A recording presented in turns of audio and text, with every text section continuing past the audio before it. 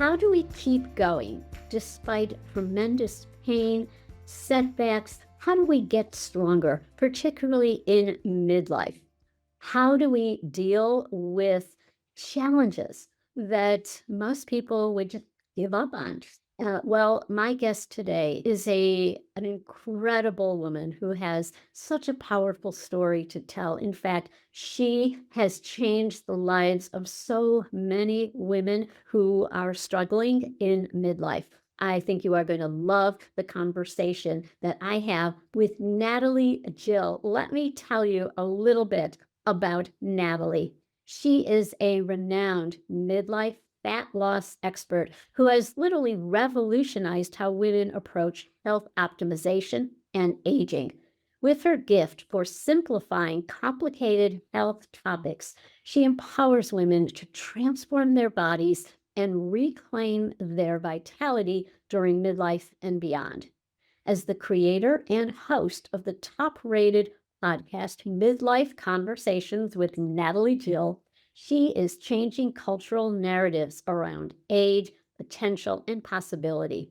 Now, over 50 herself, Natalie serves as a living example of what's possible when you embrace midlife with the right mindset and strategies.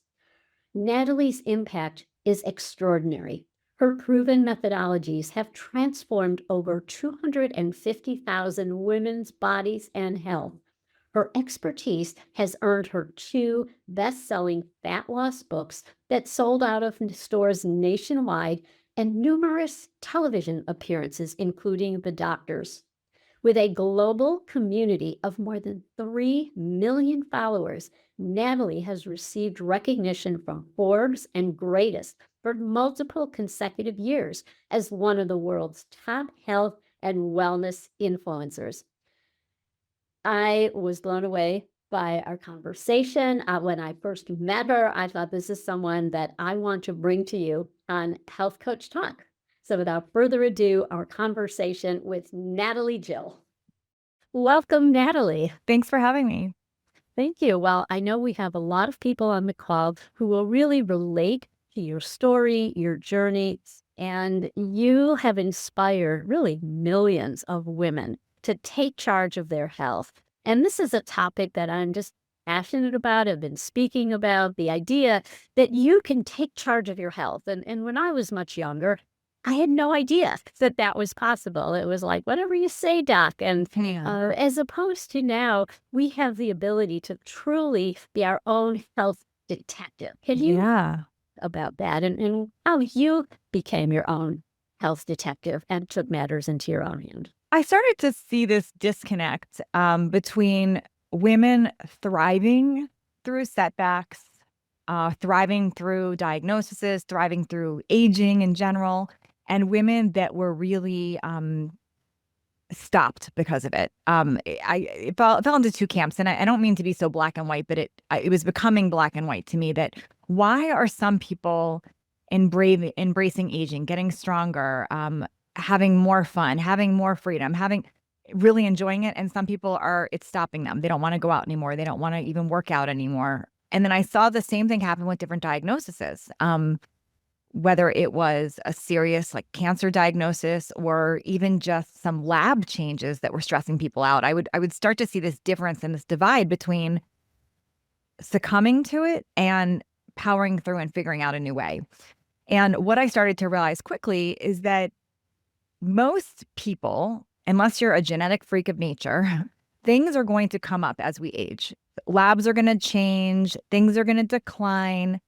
We're going to start having different changes. And what I started really seeing about the people that were thriving through it is that they not only made a decision that they were going to thrive through it, but they also got very detective-like in learning. They didn't just rely on what a doctor said or what a guru said or something they heard.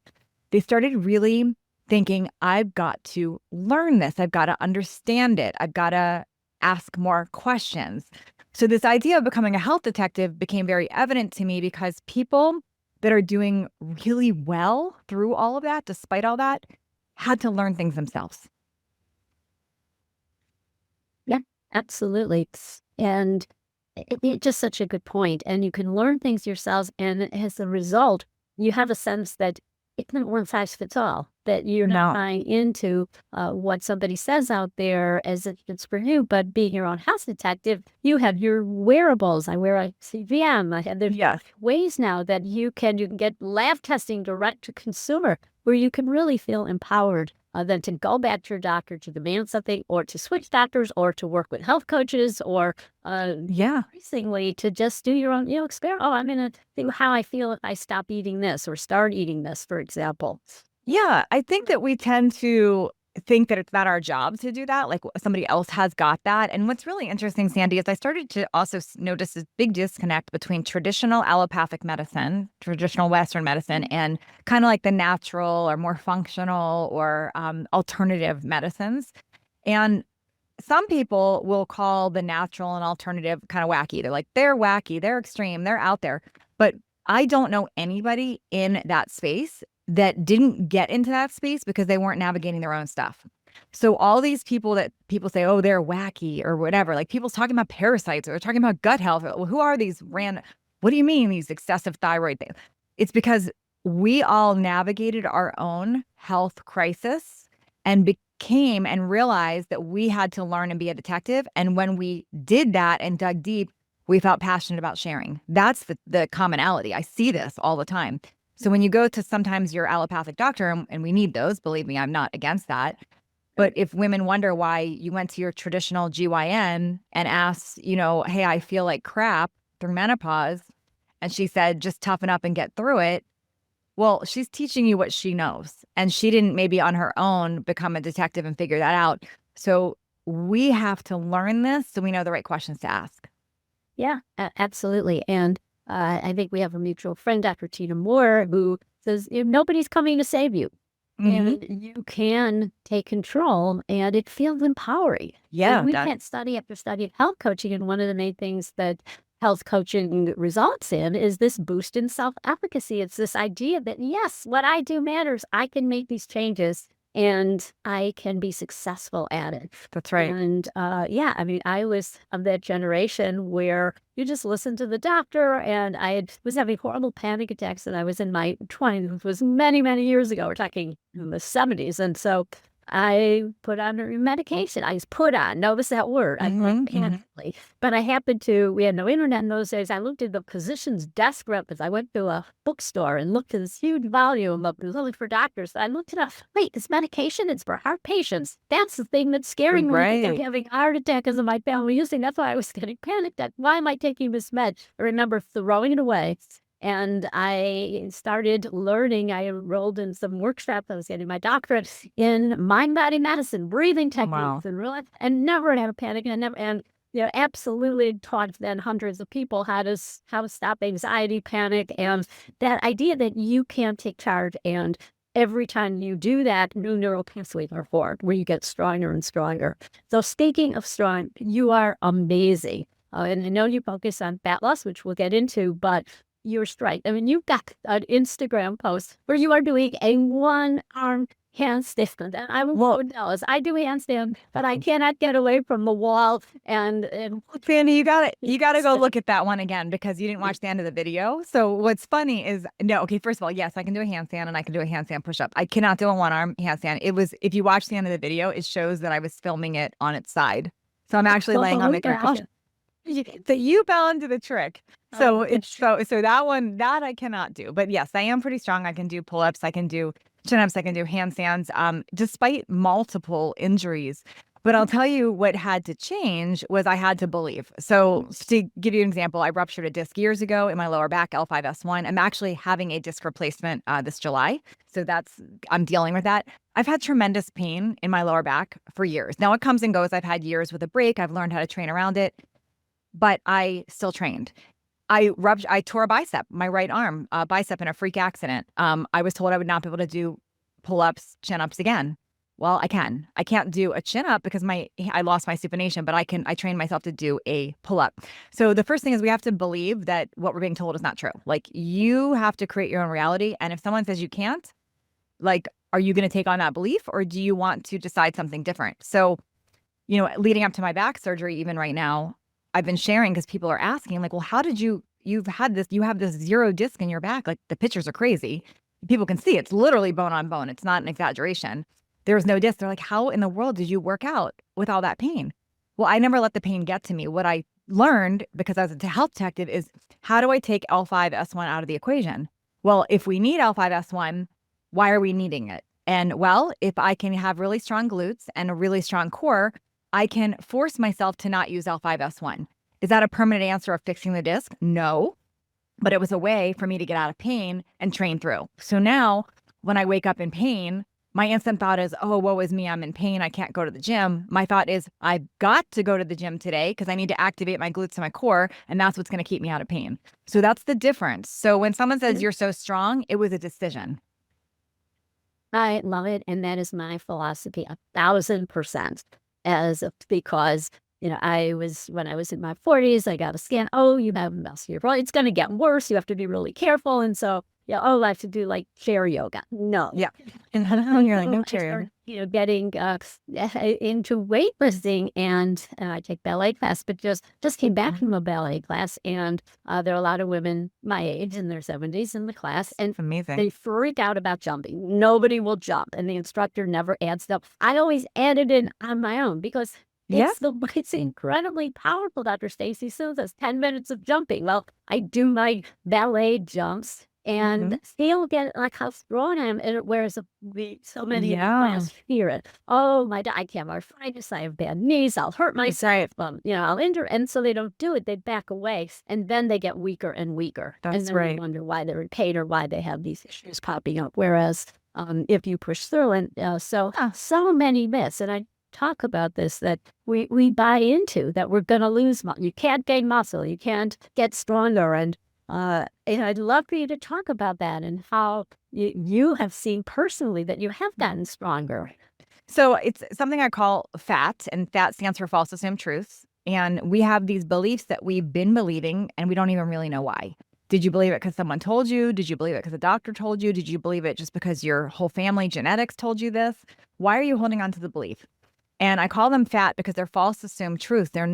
They might be factual on paper, like maybe, yes, your lab said that. Maybe your DEXA scan said that. Maybe your doctor told you that. That part's true. But what it has to mean for you is up to you. That is not true. It is completely up to you. And I'm human, Sandi. So Sandra, I don't have like something, I could be told something and I'm going to have the setback and feel it, right? Tore my bicep. That was real. Like I have these setbacks. But what I know to be true is I don't stay stuck there. So I might feel it and hear it and be sad about it. And then I go, what am I going to do about it? What am I going to do about it? I'll tell you a perfect example that just came up for me, like literally this morning. I did a GI mapping test, which is a gut test. It's a functional gut test. And on that GI mapping, it shows that my pancreatic enzymes are low. And based on what I saw in there, I need a lot more HCl and a lot more enzymes. And I do take enzymes, but more. So right away, when I first got this back, I started upping my HCl, like all the HCl is hydrochloric acid. At every meal, I started upping it. And then last night, I literally could not sleep. I had so much heartburn. I'm like, why? What is going on why is there so much heartburn? I'm showing I'm low on HCl. Like I didn't call my doctor. I'm like, I need to understand this. So on my own research, I'm like, okay, yes, maybe I'm low on hydrochloric acid, but if you have other things like a low level of H. pylori or whatever it is, that could also create heartburn. So I, on my own, went and researched and became a detective on this. And we need to do that more as women. We've got to do this in midlife. So there's no excuse not to. If you don't like Google, go to ChatGPT. There's plenty of places to ask questions and dig deep. Go dig deep first, then go ask your doctor, of course, but have the questions in your head so you know your body, you know yourself way better than any doctor will ever know you. That is so true. And it is getting easier and easier with AI. And somebody told me, she was on the faculty of IFM, and she said, people are putting in their lab results and they're getting interpretations. But what she said is, what she's been doing is she's been recommending people put, and she's a doctor. She said, put in like, what would a conventional doctor interpret this as? Now, again, what would a functional or integrative medicine doctor say about these lab results? That's They'll right. get a whole series of recommendations and interpretations. That's right. And it's not infallible. So it's important to realize, yes, there are certain patterns that might be off, and you always want to check with a trusted health professional. But more and more, those are harder to find. We have doctors retiring in droves from primary care. You get 7 minutes with a doctor. So it's harder and harder, which is why our mission is to create coaches to be that support, to help people, to advocate for them. But I want to return to something you said about like not taking an injury or pain or a setback as awful, terrible. I can't. So I, about a year and a half ago, I broke a bone in my foot, a fifth metatarsal, doing something really stupid in Pilates. And so I was told, oh, a boot. You have to wear this boot for like 6 weeks, and it turned into 8 weeks. And my first thought, oh no, like I'm going to lose all my muscle mass. I'm going to be sarcopenic because I won't be able to work out. And then I started looking up exercises to do while in a boot. How to do strength training. So I mean, I was doing everything on a bench, core exercises, but also all this upper body stuff, one-legged things that you can still do, balancing, and found that, I didn't lose muscle mass and was able to get back to my routine once the bone is healed. But it's as opposed to, oh, I'm incapacitated and I'll have to just be on the couch for 8 weeks. That's right. Yeah. And this is something I deal with daily with my back stuff. Like if you look at my MRI or CAT scan, like I challenge that most listeners, they don't have a CAT scan or MRI like mine. Like I love showing it because people will always say to me, but you don't understand. I'm like, no, but you don't understand. Because they can say they don't understand. I'm like, no, you literally do not understand. I'll show them the picture. Like I definitely know pain. I feel like some things have happened to me literally so I can walk through them and teach others. That's what I have 2 autoimmunes. This is going to be my 13th surgery, by the way, with injuries. So I've had all the setbacks. I've had all the things. And it's still a choice. It's still a choice to walk through it. And it's still a choice to figure it out. So I'm very adamant that we've got to be health detectives, because the other alternative is just to accept it and say, you're right, that sucks. And then what? And when it comes to lower back pain, for example, people complain about their hips. They're like, your hips hurting because your lower back is doing that. So what are you doing to get through the pain cycle? Are you eating anti-inflammatory? Are you making sure you're moving and staying mobile? You have to walk through the pain. Are you making sure to fire up your glutes? Because your glutes and your core are what's going to take you out of pain. It is not your hip hurting, therefore you shouldn't work out. Why is your hip hurting? Your hip's hurting because of something going on in your lower back. Why is that going on in your lower back? We don't know. Fine. Develop your glutes and your core to take you out of that pain. But are we doing all those things? If you tell me you're doing all the things, but you're laying on the couch eating a pizza, you're not doing all the things. I love that attitude. And it really brings me back to the years that I spent. I was a health psychologist for 40 years. And so a lot of people with chronic pain, they've been in motor vehicle accidents or chronic migraine headaches where they were incapacitated. They would go to the doctors, and the doctors would say, okay, I want you to rate how's your pain today? I was scale of 1 to 10. How's your pain? And it was always, how's your pain? And I would say, we're going to reframe this. Not how's your pain, but tell me about the moments where you were so absorbed and you were in a flow state. You were so absorbed in something that you forgot about your pain, or you felt pleasure, or it didn't, or put in all your attention in your right thumb. Is that pain? And start to feel that good feeling spreading, or using imagery, where they would imagine, or even as they lengthened and got more lengthened, it was my head is killing me, but what would feel wonderful right now? Oh, I could imagine a shower of, more of the cold going inside, and then, I feel a little better. And so rating, okay, I had an hour today where I, was laughing with a friend and I had no idea. I wasn't thinking my pain. And the mind is so powerful, and can heal.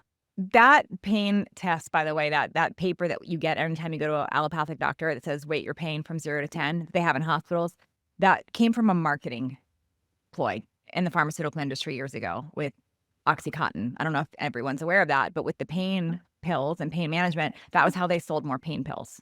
They gave that tool to show every patient, because if you were a certain number higher, OxyContin was the answer. So I want people to realize that, because that came from something that caused a massive drug problem epidemic with opioids. so unfortunate. And we still have that mindset today. And it was totally, focused. And you are just such a beautiful example of really being able to live with pain, but live well. And there's been studies that, how people use their strengths and use resilience and to overcome any of, physical pain, emotional pain. And often I want to turn to the focusing on looking good. Yeah. Because, I certainly grew up in the era where it was all about looking good. Yeah.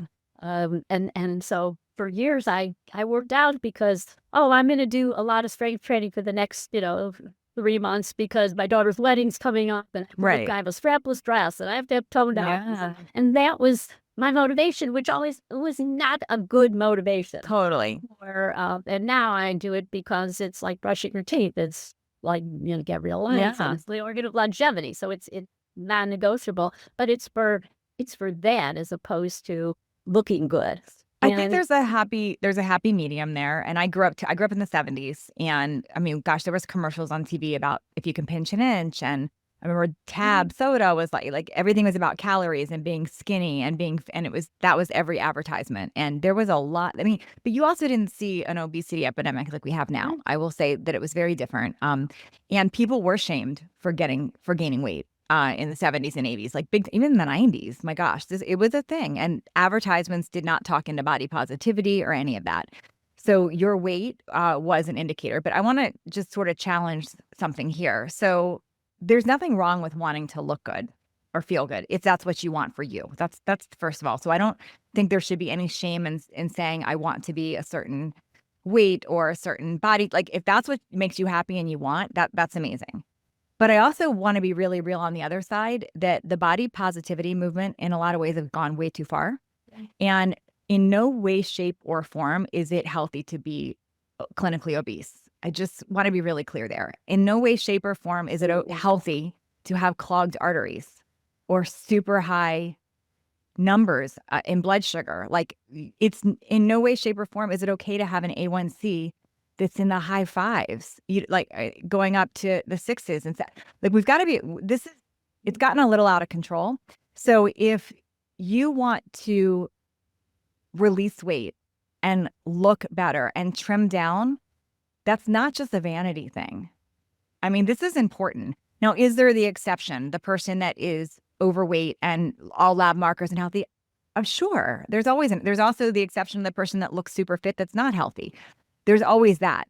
But I think we've gone a little too far the other way, saying that any and all is healthy. That is just not true.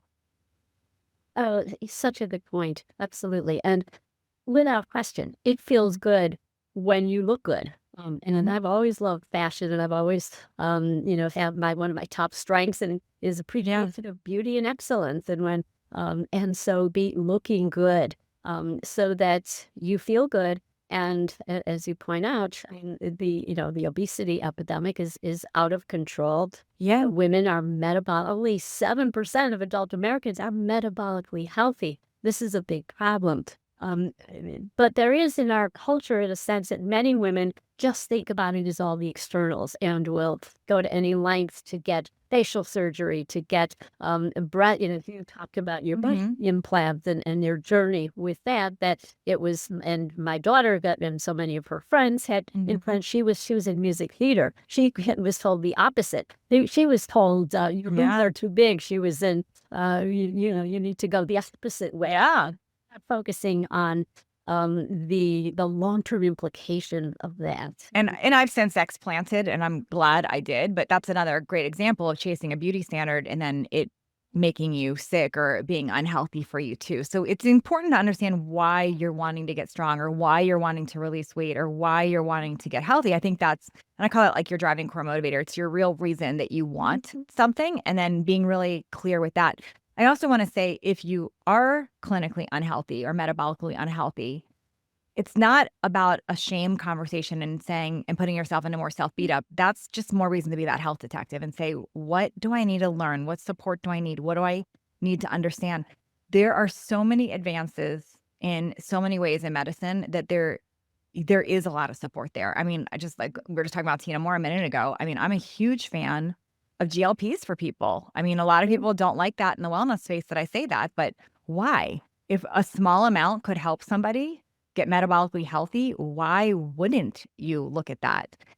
People talk about these risk associated with it. There's a lot of more risk associated with not being metabolically healthy. So I'm a fan of anything that's going to help people get metabolically healthy. Absolutely. I support you. And there's a lot of research coming out showing that when you're on a GLP-1, if you work with a health coach you are focusing on learning about lifestyle and making those changes, building muscle, not losing muscle at the same time, then that's a win-win. And it's very important. So what I see often and growing up in baby boomer generation is that, it was all about going on a diet. I've been on every imaginable. But it was only until I started seriously strength training that it makes a world of difference. And years of yoga and Pilates, which I still do and love, but really the importance of strength training. But you have focused and helped women fat loss over 40. That's one of the things that you are known for. And what are some of the things that you have found have been most impactful for women struggling or think they can't lose fat? I'm going to answer that, but I also want to say something as you're talking. I'm realizing that we used to, my gosh, all the way probably 70s, 80s, 90s. We don't say it anymore, but it was a common thing to say, I'm going on a diet. Or people would say, I can't go to dinner. I'm on a diet this week. So it was like a thing. And it was, nobody really says that anymore. People don't go, I'm going on a diet. They say I need to change things. So the first thing is, yes, I do help women with fat loss. That is what I'm really good at. But the number one thing we have to recognize first is it's not a diet. It's a lifestyle. Yeah. So I'm ready to change my life, not I'm ready to go on a diet. So that's the languaging that's important. And it's a big distinction.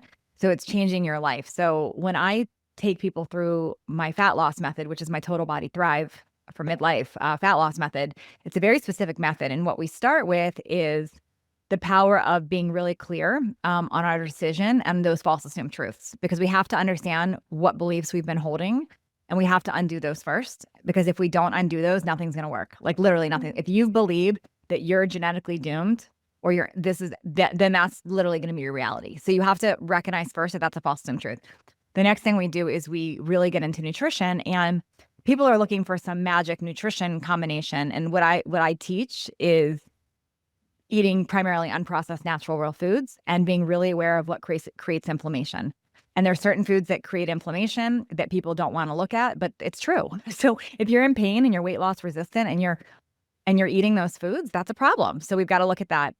After we look at that, and only after we look at that, and those things are all lined up, we start talking about movement, which is definitely important at all levels, even in pain.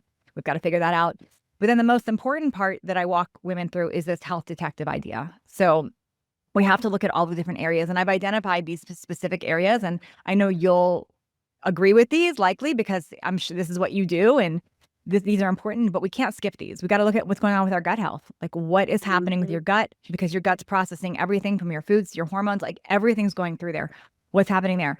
What's happening with our thyroid? Most women start getting low thyroid and we're not getting the right test to understand what we need to be checking for. So you're being told your thyroid, your TSH levels are great, and you've got something going on with your thyroid and your doctors aren't testing correctly. So what's happening there? Just simply correcting low thyroid makes a huge shift with things. So I would say gut and thyroid are critical. After that, then we look at hormones. Hormones should not be first. You don't put hormones before changing your mindset or your diet or looking at your thyroid or your gut health. But hormones are important, but we got to understand those other pieces first. Now we're looking at, do we want to optimize hormones, and is there bioidentical, or do we not want to be on hormones? Like, is there a way to balance them? Like all of that is an important conversation. And then I sort of call it like the icing on the cake. There's all these other additional things, like we need to be looking at our blood sugar and our cortisol. We need to be looking at our sleep. We need to be looking at maybe even our DNA. There's all these different areas. And when we think we can just go to a doctor and in 5 minutes, they're going to do all that, that's not possible. So what I take women through with fat loss is strategically those different areas. So you start to feel a lot more empowered and in control. I love it. And you're really hitting all the target areas that are really critical. And we keep returning to the main point, which is you are your own Yes. health detective. Take control of your health. And once you do, then the things that you have struggled with, well, you won't be anymore. And you're so right about going on a diet. And my generation, women that We did it all the time. are still talking about Yeah. they're 75, they're Yeah. still talking about going on a diet, using their old Weight Watcher point system and focusing on going on a diet, going off their diet. And it is really, we've evolved so much Yeah. since then. Yeah, that's why I mean, the reason I developed I mean, I used to have a program called Total Body Thrive years ago, and I completely scrapped the old one and redid it because I used to literally just teach, I called it state plate weight, mindset, nutrition, movement. Nope, I don't believe that that's the whole thing anymore. I think that's all important, but that's not the whole story. If you're just focusing on those three things, we're not going to really get very far anymore, not after menopause. We've got to look at some things differently, and we've got to look at all those things. Some people check all the boxes easily in those things, and that's great. But I would say more often than not, we're missing something in one of those areas. Up in sleep, stress, relationships, meaning and purpose in life, being connected to a community, having things that bring you joy. So critical as well. This has been a fascinating conversation. We are so aligned. I feel like we could talk forever. And can you tell us where people can find you? Because I know they're going to be very, very interested. Yeah, that's great. So my website's nataliejill.com. On Instagram and on social media, I'm Natalie Jill Fit. The program I'm mentioning is Total Body Thrive. So if you go to totalbodythrive.com, you'll find that. And then my podcast is Midlife Conversations. Well, check that all out. Check out her Instagram. You have an incredible and I love that you are so honest. You really share just so openly and honestly. And I think people really appreciate that. Thank you so much, Sarah. Thank you for being with us today.